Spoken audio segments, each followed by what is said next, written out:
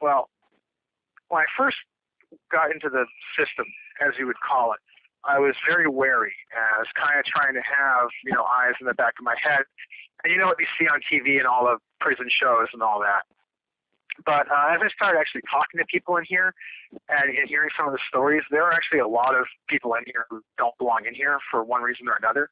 Either, what they did just frankly doesn't rise to the level of federal prosecution, or some people are not dangerous in any way. They just happen to be mentally ill, and due to mental illness, they've ended up falling through the cracks and into the criminal justice system.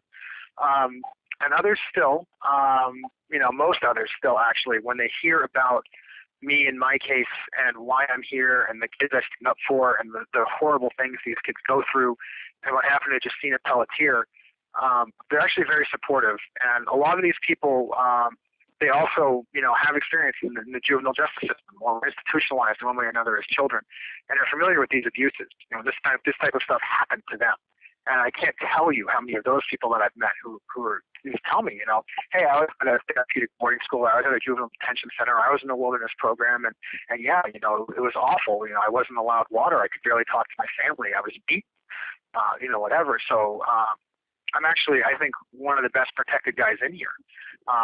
Even inside federal prison, when people hear what's happening to these children and that the government's doing nothing about it, and that the government, instead of acting to protect these kids, is actually going after advocates and activists like me, they just kind of nod their heads like, they've seen stories, they've heard stories of, of people in here who don't belong in here, but mine seems to resonate with them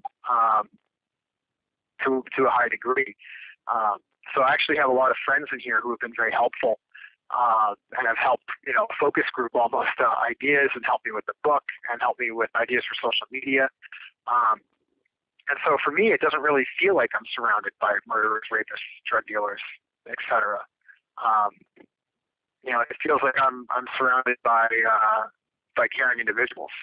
And that might sound really weird coming from a guy in federal prison, but it only underscores just how heinous the abuses that are happening to these children really are, and how heinous it is to try to cover it up and go after people who defend them.